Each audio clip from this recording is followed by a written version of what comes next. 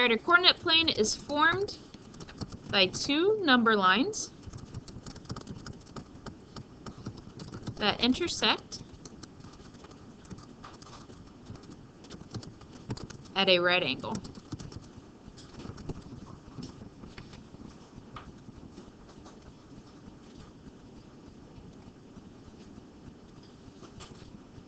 Alright, so coordinate plane formed by two number lines that intersect at a right angle. And our two number lines is the x-axis and the y-axis. Before, when we were talking about absolute values and number lines, we were just talking about one variable. If I said the absolute value of -3, then we look to see the distance from 0. 1, 2, 3. We have those 3. So this is when we're talking about just one variable, one number. But now we have two different variables, which on that literal equation that we did with the cryptic quiz, where we had the answer of y equals -1/3 x, this has two variables, y and x. So we now have two unknown values. And that, when we have an equation like that, will actually translate to a line within our graph. But for now, we're just plotting points. So the coordinate plane is our graph here. The ordered pairs are the actual points we put on our coordinate plane.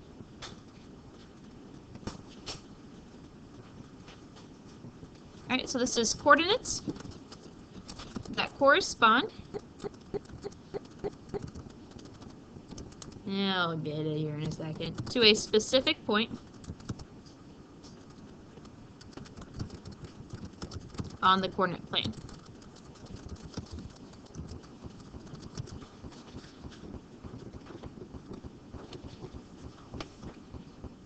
So the coordinates that correspond to a specific point on the coordinate plane.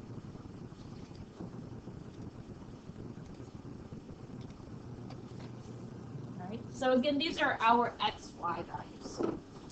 So our coordinate plane, our two axes together, the x-axis and the y-axis. Our ordered pair is our x and y point. The first letter is always our x value. The second number is always our y value.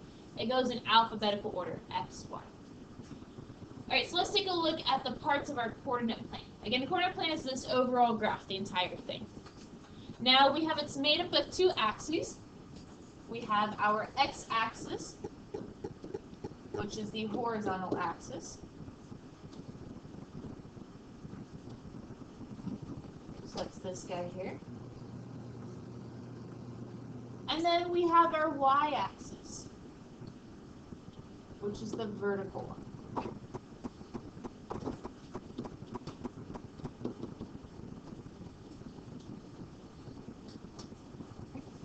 And does anyone know what the center point here is called?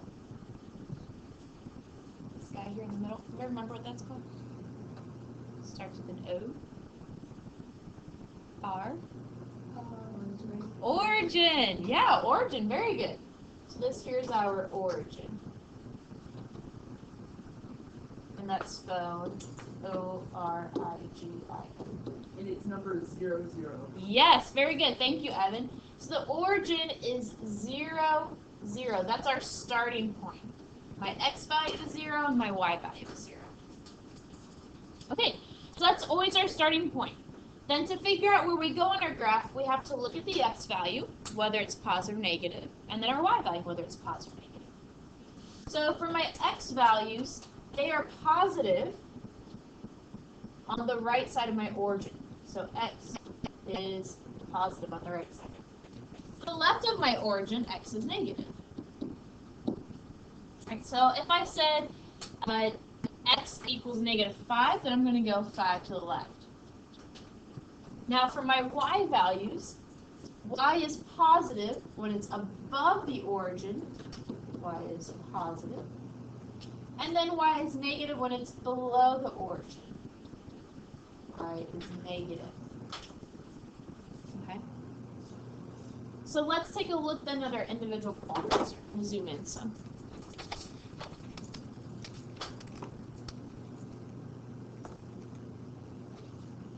Very much.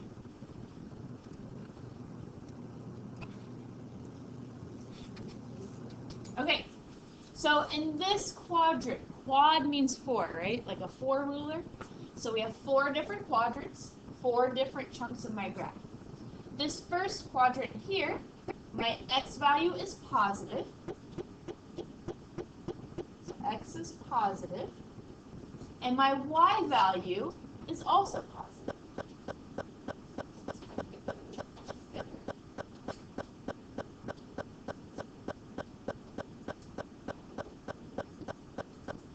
They're both positive. Okay. Then if I move over to this quadrant, x is now negative, and y is still positive. We're still above the origin. Then moving down here, x is negative, but we're now below the origin, so y is also negative. Then moving over here, we're now to the right of the origin, so x is positive, and y is negative. It's still below. Questions so far? Positive, positive, negative, positive, negative, negative, positive, negative. Good luck remembering math. It's a lot easier just remember that positive x is to the right, negative means go to the left. Positive means up, negative means down. Yeah, goes kind of clockwise or counterclockwise. We'll see here. Okay. All right, so when we refer to these quadrants, we need to know which one we're talking about. So we use numbers, actually Roman numerals, to refer to them. And our quadrants. All right, so this first, our starting point where they're both positive, that's quadrant 1. And this is a Roman numeral 1. That means 1. You'll see it written with the Roman numerals. Yes? You know, I think the reason why they use Roman numerals is because we use the actual numbers in the equations, and they don't want you to get confused with it. But it's just, I remember back when I took algebra, they used Roman numerals then too. So I'm not really certain. But my guess is because numbers are used for so many other things, they don't want you to get confused with it. We'll get there in a second. So then quadrant over here, this is quadrant 2. So quadrant 2. And then moving down where they're both negative, this is quadrant 3.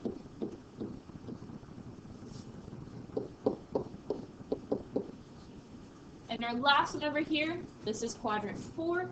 And in Roman numerals, that's a line with a V afterwards, kind of like an I. The I beforehand is 4, the I afterwards is 6. And then it's 5.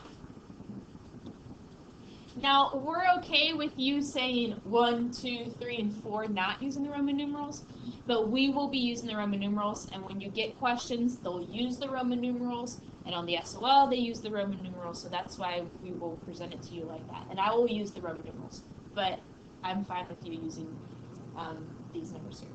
And I will give you the heads up, if you do B1 instead of 1B, it's really more that when we write it, you need to know that that means 4. Not as much that you need to be able to. So questions so far? Great. Thumbs up, thumbs middle, thumbs down, how we feel so far. I see 1 thumb, 2 thumbs, 3 thumbs. Cordell, how you feeling so far? Good. Oh, good. Open your eyes and look up at the board. All right, so let's take a look at different ways you're going to hear us talk about these things.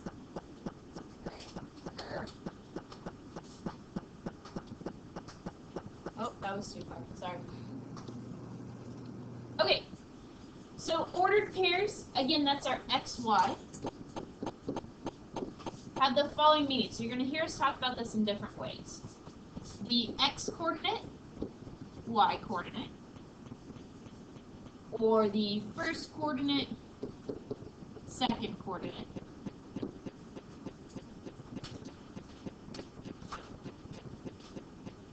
Or telling you, right? Move left, right? Yeah.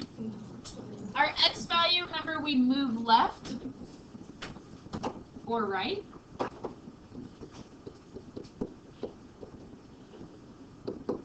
So our x values can either move left or can move right. And then our y values can move either up or down. So you'll hear us refer to it.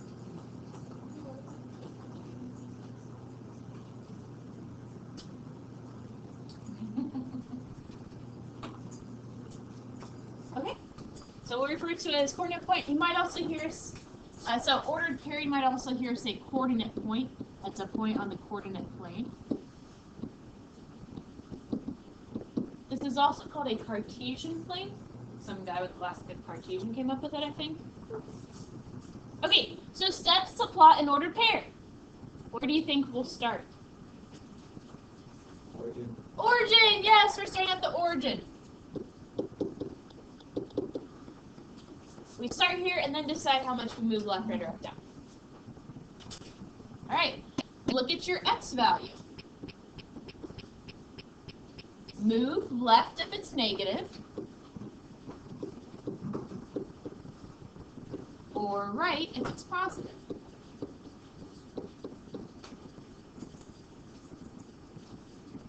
For x values, we move left for negative and right for positive.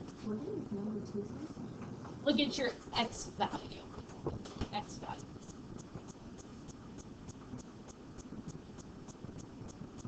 Alright, so after we figured out how much left or right, what do you think we're going to look at next? Y value.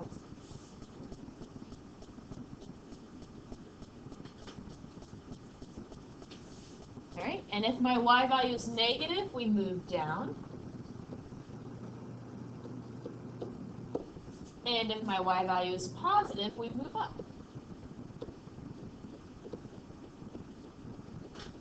Once we've got our final spot, we actually plot the point and done.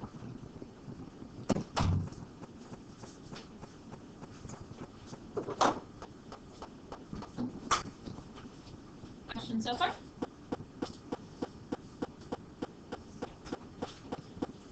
Alright, so again, if our x is negative, we move to the left. X is positive, move to the right. Y is negative, go down. Y is positive, go up. Alright. So negative x to your left. Positive x to your right. Negative y down below. Positive y way up high. Alright. So negative x to your left, positive x to your right. Negative x down below, positive y way up high. Okay, I'm going to have you guys actually practice. I'm going to just throw a graph up here. We're going to have you come on up and plot the points. So I'm going to do a couple first, and then we'll do it together.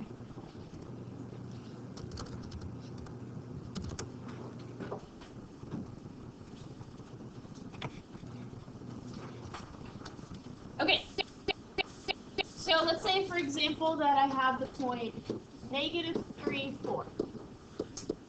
I start at my origin. My x value is what? -3, right? This is my x value. So which direction do I go? Left 3. Good. And what is my y value? +4. So I go left 3, and then which direction do I go? Up 4. 1, 2, 3, 4. Alright, so I'm going to plot that with an M for Mrs. Margraf. Now I'm going to pass the marker around to you guys, and I'm going to give you an ordered pair. I want you to come up and plot it. And you guys can help each other out. Any volunteers to go first? Good. Christelle, come on up. Alright, so Christelle's point is going to be 2, 5. It's unprofessional, whatever.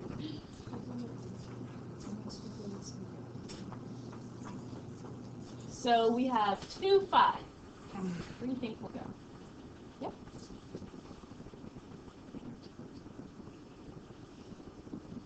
Very good. I'm going to put a C next to it since you are first. Very good. Thanks. Go ahead and pick the next person to go. What we're doing, very important here that Ms. Margaret's saying, is labeling those points. big. On a test, you're gonna have to label points. If you don't label them, you will lose credit. All right, Cordell. Your point is -6, -2.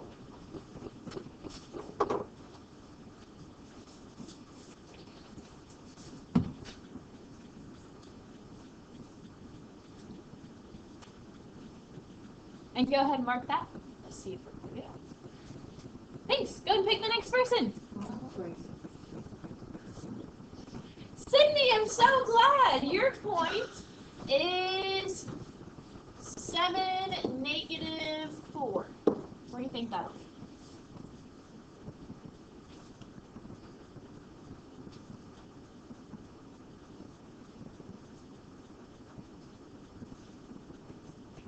There you go. Go ahead and mark with the next person. Awesome. Go and pick your next person.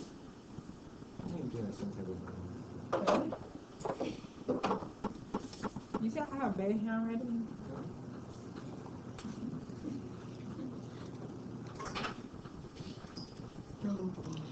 Alright, so again, here are a bunch of points that we did.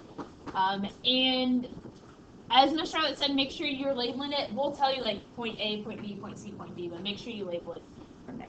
Okay. There may be times where we don't tell you what to label them, but you can come up with a label. Alright, so let's take a look at the back side of the notes.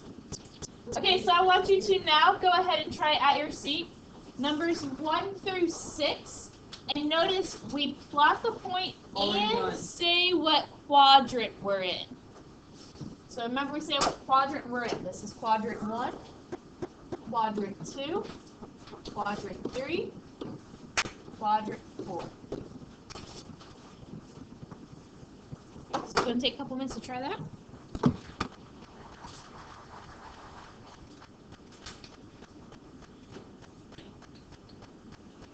Okay, check your points with what's up here.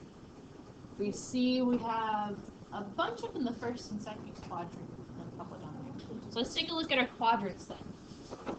Point A, what quadrant is that in? Okay, quadrant 1. How about point B, what is that in? Good. Alright, point 3, where is that?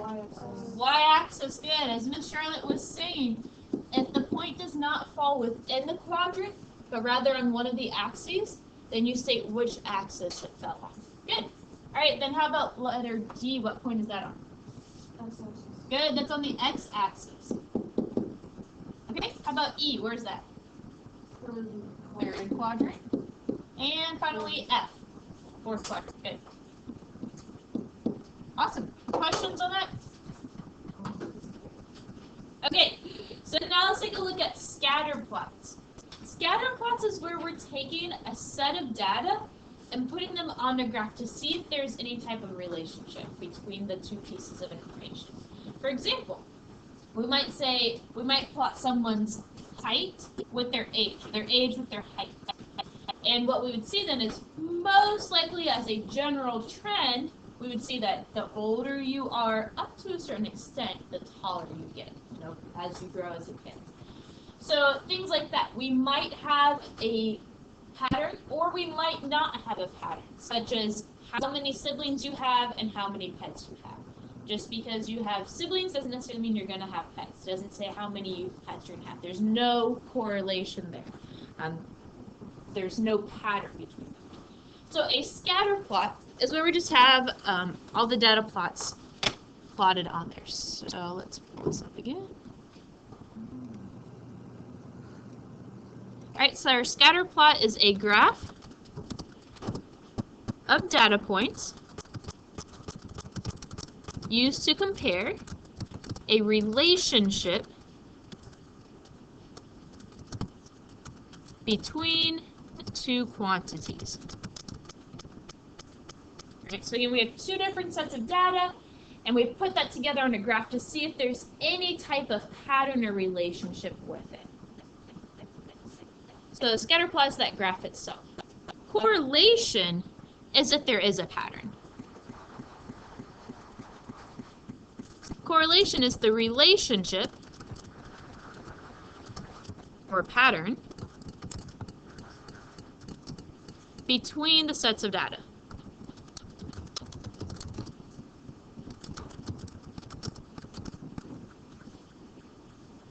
If you happen to take a statistics class, you might take probably in statistics your senior year. You'll deal with this more so. We do a little bit of this at the end of the year as well with the stat stuff that we have to talk about. So a scatter plot is that graph with a bunch of dots on it, and we're trying to see if there's a pattern or relationship. So the correlation tells us if there is a relationship between the two. All right, so we have 3 different examples here. My first one here, again, this might be an example of age and height. As we get older to a certain point, we continue to grow. So this type of correlation here is a positive correlation.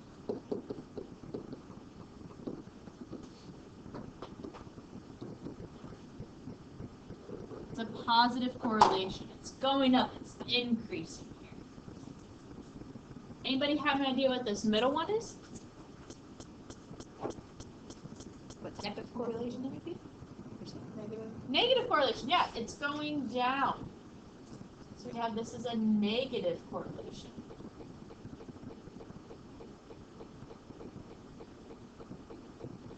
The positive correlation tends to be going up. Negative correlation tends to be going down. So this might be how much money is in your bank account based upon how many times you go to McDonald's. The more you go to McDonald's, the more your money decreases. And the more your fat increases. And the more your fat increases. So maybe this is McDonald's and your body fat intake.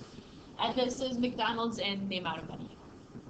Alright, so this last one, where there doesn't seem to be any particular type of pattern, we call this no correlation.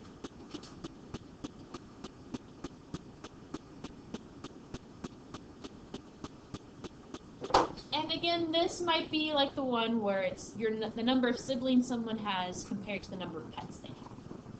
Or the number of siblings someone has compared to what shoe size they have. There's no pattern there, no relationship. Okay, so we'll use scatter plots. We'll be given data, we have to plot those points on our scatter plot. And then we'll look to see if there is any type of pattern or correlation there. So that's what this first one is. So here they give us the age in years and time in minutes. They didn't tell us what this information means. A lot of times we will give you that information. This might be maybe the age and how long it takes them to run a mile. Not really sure. Maybe the age and how long it takes them to eat their dinner. But what we have here is age in years, and that's going to be our X value. And then time in minutes, those are my Y values. Just a table of my X and Y values. And each column here is a set of ordered pairs, coordinate points that we will graph. Alright, that first one is your X value, the independent variable. Remember, your X-axis is the horizontal.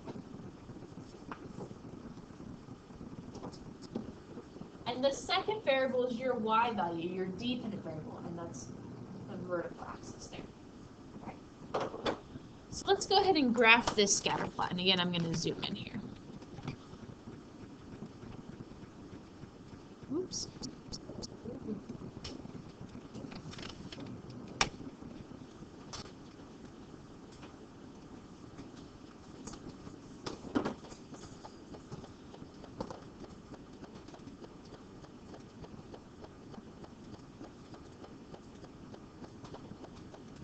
Okay. So my first point I have is 10, 9.32. So I go over to 10, and then up to 9.32 is going to be a little bit in between 9.5 and 9. So there's my first step. Then my next one is 11 and 9.03. So over to 11, which is halfway between 10 and 12. So over to 11 and up to 9.03 is going to be just above the line. Okay. So notice I'm not rounding these. I'm giving the approximate spot on the graph, but I do not round this to 8. And I do not round this to 8. I do not round it to 8. So just do your best approximation on the graph. Okay, the next one we have then is 12 and 8.38. 8.38, I'm sorry. And then we have 13, which is again going to be in between 12 and 14. 8.22, so a little bit beneath it. And then 14 and 7.98, which is just below 8. Alright, so there's my scatter plot.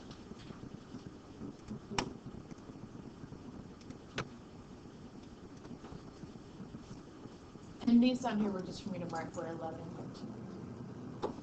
So taking a look at my points here, what type of correlation do you think we have? Yeah, a negative correlation. It seems to be about an approximate line there that's going down. So what type of correlation? It has a negative correlation.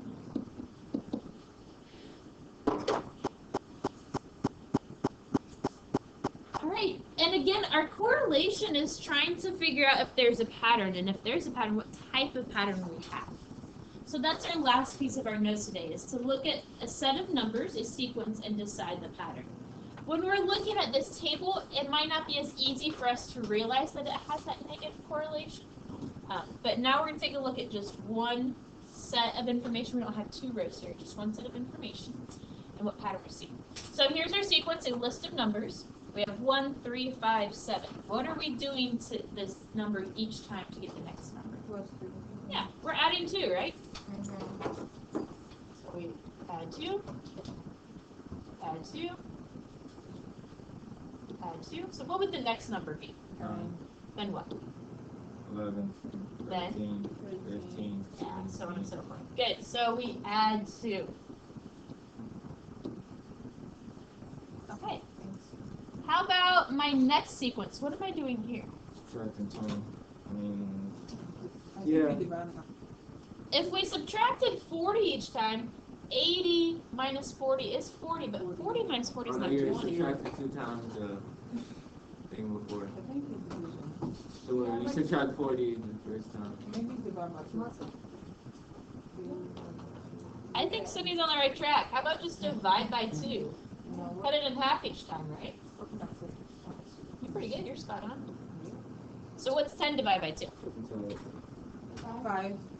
How about 5 divided by 2? Yeah, 5 halves. How about 2.5 divided by 2? 1.025.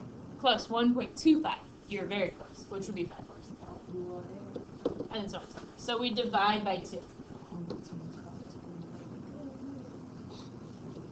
Good. So those are our patterns there. Alright, any questions on this? Okay, remember our coordinate plane. Negative x to the left. Positive x to the right. Negative y down below. Positive y way up high. Good. Okay, so next we're going to play a game called Battleship. Has anyone actually played that game before? Who loves that game? I love that game so much. Okay, so we're going to be playing a version of that. Of course, there's going to be math on it. If you think about it, Battleship really is graphing. It is just graphing. So this is just doing it without the pieces. Can we get it removed? You will move to sit with your partner. Yes, sir. Will always be creating Battleship in 3 dimensions, X, Y, and Z. That would be cool. I bet they probably have that online somewhere. Probably. I bet they do. See, that would make my brain hurt. Okay. That's harder, though. So I'm going to pass this out to you here. For those of you that have played Battleship before, you probably have an idea of how this is played. Put away the phone here like that.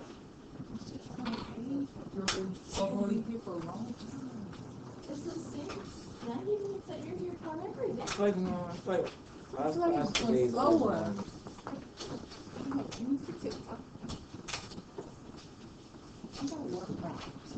Did you still solvents? What throw your neck on solvents? No, I started right up there, but then when you were typing, you erased one part and already wrote it. So You still solvents.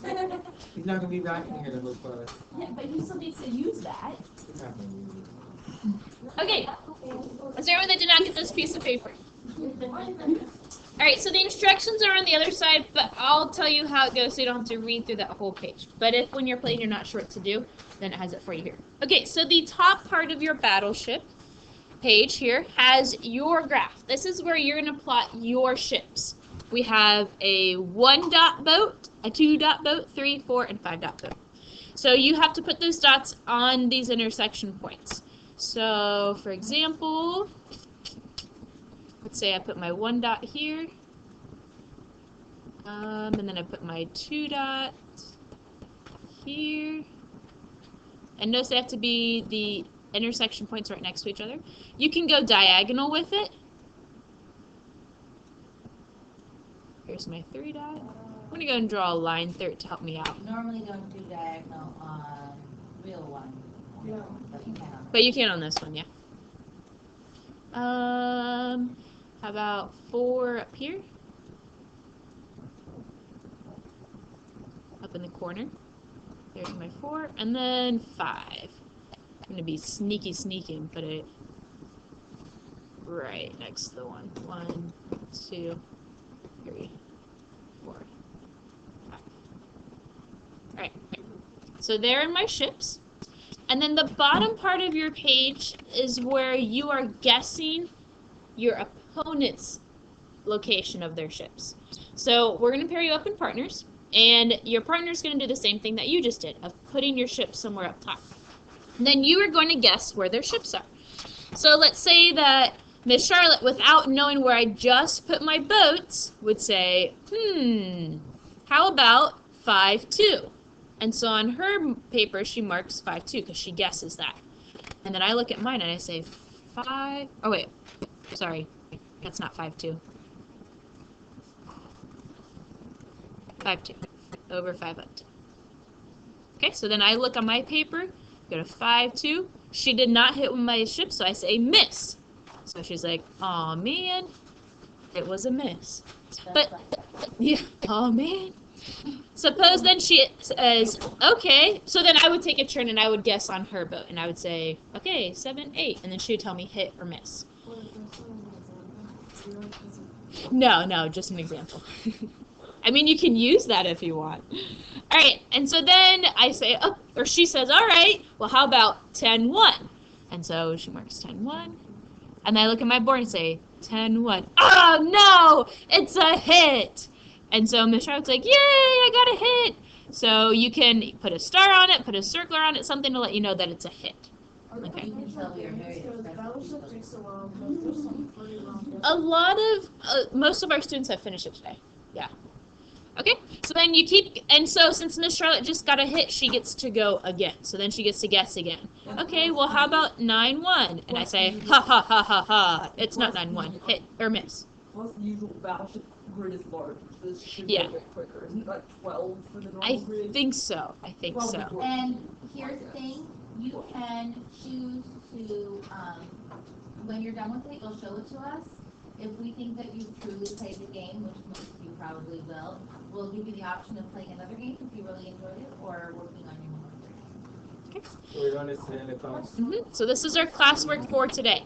So once you've found Because your other partner's ships, then you write the coordinate points here. So, for example, if Miss Charlotte found my 2-person your boat, guess, basically they're guessing where you put then she's like, okay, well, it was at 10-1 your There was never a one-person vote. yeah, and 10-2. So then she fills in the coordinate points. Okay, so that's the idea of what you're going to do. We'll pair you up, you'll do your classwork, and then once you finish it, then you can do your homework. We're going to pick your partners for you. No.